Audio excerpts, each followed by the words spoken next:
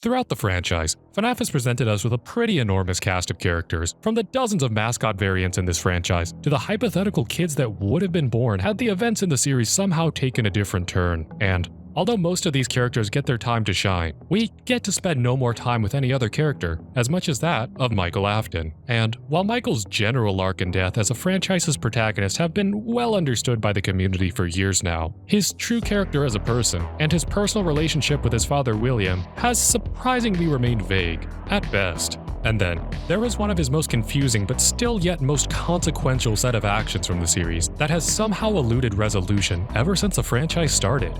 His pink slips from the custom nights, which tell us that he was, quote, tampering with the animatronics in some way or another. And while many of us have come up with decent enough ways to tie up these confusing details, the FNAF franchise has a habit of surprising us, especially when we take the time to look at FNAF's most seemingly elusive storytelling agent, the context. And speaking of those who have attempted to piece together the vague and uncertain story of Michael Afton, this last Saturday, in the middle of this video's production, MatPat released his latest section of his complete FNAF timeline, one that just so happens to cover this exact topic. So today, despite this theory of mine being over a year old, I've decided that now it's probably more relevant than ever. So today, this video is going to be split into two parts. First, I'm going to present my theories about Michael's origins here, as they were originally written, since I think that will make it the most understandable. Then later on, I'm going to take some time to discuss just how it exactly pertains to MatPat's theory, and why I generally disagree with his conclusions. So, make sure that after you watch this video, to go and watch MatPat's as well, because you will see how the theories in this video pertain to the ones in his. So, without further ado, I've decided to share a short, but fairly important set of theories about the only true protagonist of the FNAF series, Michael Afton. Let's dive straight in. The most popular narrative for Michael's character arc over the years has been one that portrays him as a sort of behind-the-scenes hero. In said narrative, it is usually stated that a young Michael is sent down to the sister location a few years after the events of FNAF 4, and after he goes through that saga, he sets off to go look for his now missing father. And thus, Sister Location kickstarts his journey of him hopping from restaurant to restaurant, learning from the spirits about his father's actions, and attempting to track down William and undo his evil work. This narrative also usually presents Michael as having some sort of redemptive arc, with him usually turning away from William or his own abusive past shortly after the events of Sister Location. And one can easily see why such an explanation would be so popular, as not only does it make for an excellent story, it also seemingly explains some of the questions I presented in the beginning of this video, such as why Michael is tampering with the animatronics, and just why is he in all the Freddy's restaurants in the first place. But after doing a deep dive into the mystery that is Sister Location, I realized that we may have been mistaken about Michael all along, because if there's one thing I've come to learn about FNAF's cast and characters, there are plenty of good intentions, but very few good people.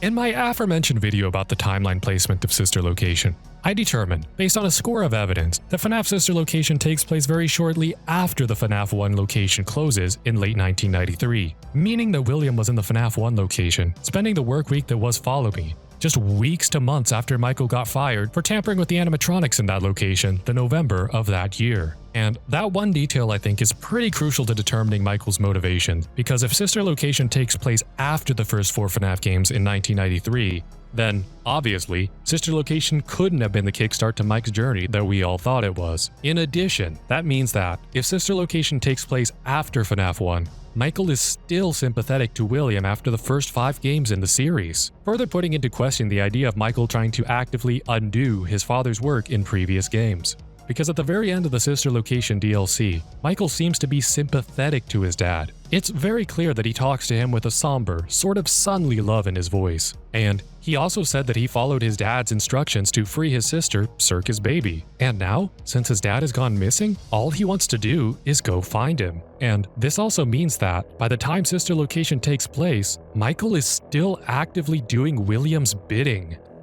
I did it. I found it. It was right where you said it would be. They were all there. There is only one thing left for me to do now. So, this one crucial, and now I feel generally agreed upon timeline placement of Sister Location completely turns the popular view of Michael on its head. And as my theory goes, Michael was never an agent against his father, but rather an agent for him. When Michael was working as a night guard in the Freddy's locations, I really don't think he was looking for his father. because his father would have still been there, going about his life running the sister location rentals and killing kids in Freddy's. And while William does vanish from the public eye after the missing children's incident, assuming a new identity as a man named Dave Miller, I really think Michael knows about this because he continues to work with his father until William really goes missing when he dies in Follow Me. And I don't think that the restaurant hopping Michael is trying to undo his father's work either. Instead, I think he's working on William's behalf to collect remnant from the animatronics. For each FNAF location, Michael applies as the night guard and then works under extreme conditions to gain the establishment's trust. But then, when he feels he has the chance, he attempts to dismantle the possessed animatronics and steal the remnant for William. For his first attempt in FNAF 2, he tries to steal the remnant on his first day and gets caught. Then when he finally gets another Freddy's job years later at the desperate and now closing FNAF 1 Freddy's in late 1993, he instead waits a full week to gain the establishment's trust. But when he finally goes for it, he gets caught again. And that's when his de facto partner in crime, William, steps in. In the books, we know that William gets away with all his child murders and decides to assume a new identity, Dave Miller, and sneaks back into the FNAF establishments as an employee or security guard yet again. We also see the exact same thing happen in FNAF 2, where in the summer of 1987 in the FNAF 2 location, William kills his second set of victims while wearing a security badge. However, when the establishment finds out about the killings, it goes into lockdown and forbids any of the old employees from returning. Hello. What on earth are you doing there? Didn't you get the memo? The place is closed down, at least for a while.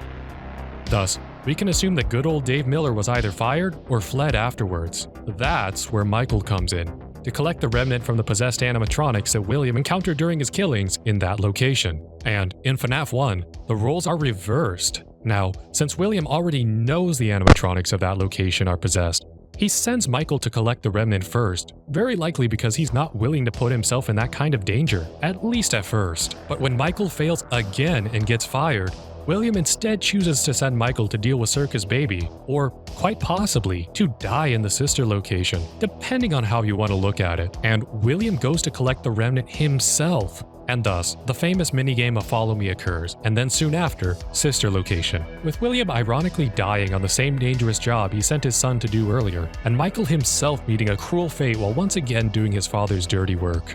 And now, while I knew I had some good circumstantial evidence when I wrote out this theory last year, I was reluctant to share it because, while I thought the overall idea made sense, I also thought that I had no concrete proof for any of this. But, to my surprise, the odd proof had been sitting in front of me all along. Enter the Ultimate Guide. Because I just recently realized while rereading the Ultimate Guide that the majority of my theory that I wrote out wasn't just implied by circumstantial evidence, but strongly implied by the guidebook itself.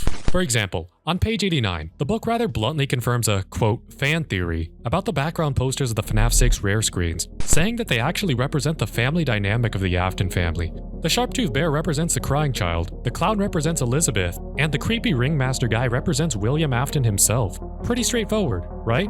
Well, what's actually important here is that Michael Afton is represented as a ventriloquist dummy, sitting on William's arm in this poster. And if the FNAF 6 posters representing Michael as William's literal puppet wasn't enough, on page 69, the book, once again rather bluntly, directly alludes to Michael tampering with the animatronics to either collect their remnant or tamper with their facial recognition sensors, while also throwing out the not-so-subtle line that Michael is, quote, out there, possibly helping his father beforehand. And best yet, that aforementioned line wasn't even under the, quote, theory section of that page. And not only that, but the Ultimate Guide also seems to confirm another long-gestating and undoubtedly controversial theory I have had for a while now. Because, you see, while the, quote, remnant collection theory about the post-custom night pink slips has always been a satisfactory answer to me, their presence in the first two games was not. Because, you see, while FNAF has always been one story from a single creative vision, it has undoubtedly gone through some major changes throughout the years. One has to remember,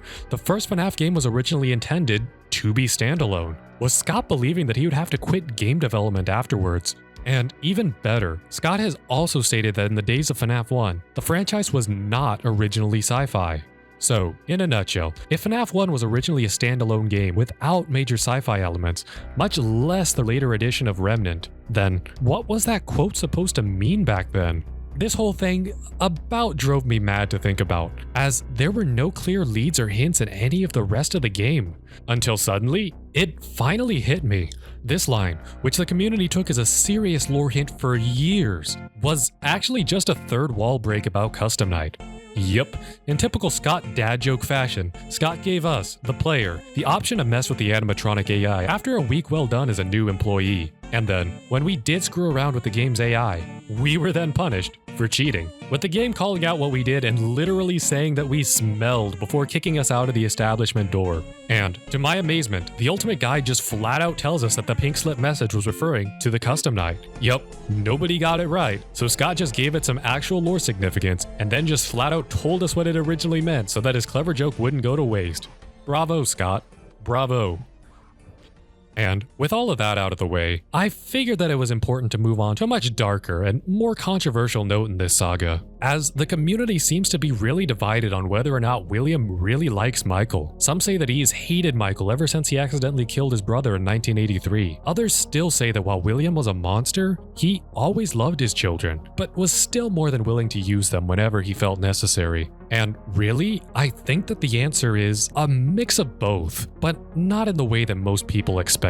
In the sister location post nights, we get to see the famous Immortal and the Restless shorts on the TV. And while they're very well known throughout the community, their lore significance has always been elusive, to say the least. It really took the community a solid 5 years to even realize that the main character, Vlad, was always meant to represent William Afton, and that was about it, really. However, I think that just by looking at the context of the game it was in, Sister Location, I feel we can piece together its meaning pretty quickly. In Sister Location, the FNAF franchise very quickly takes a turn from the story of the missing children to the story of the Afton family, and in Sister Location and later media, it is both implied and stated that Michael has a striking resemblance to his father, William.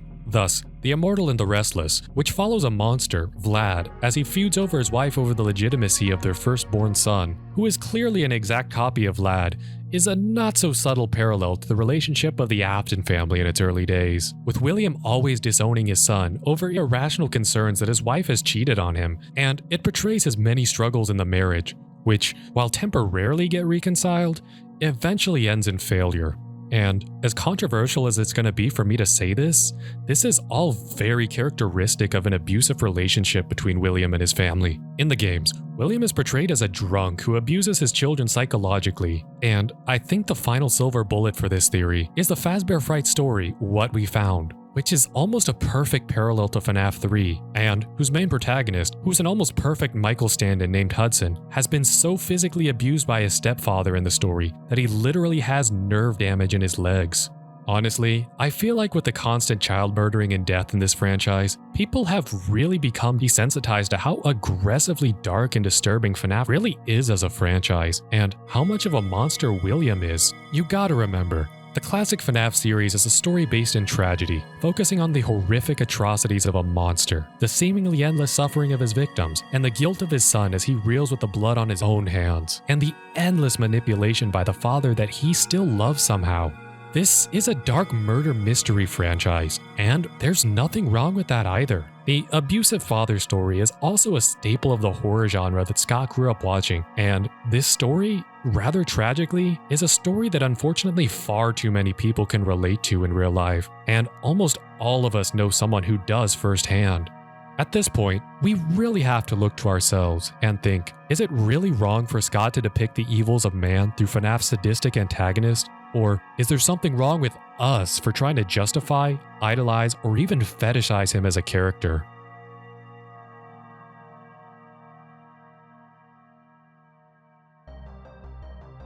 But however you want to look at it, one has to admit, the tale of Michael sure is one incredible journey. The amazing execution of a story about the son of a monster overcoming his past deeds and horrific trauma and choosing not to continue with the path his father has set before him is part of what elevates FNAF from a simple indie horror franchise to something that will have a true storytelling legacy. Anyways, this is Shy Crow, signing off.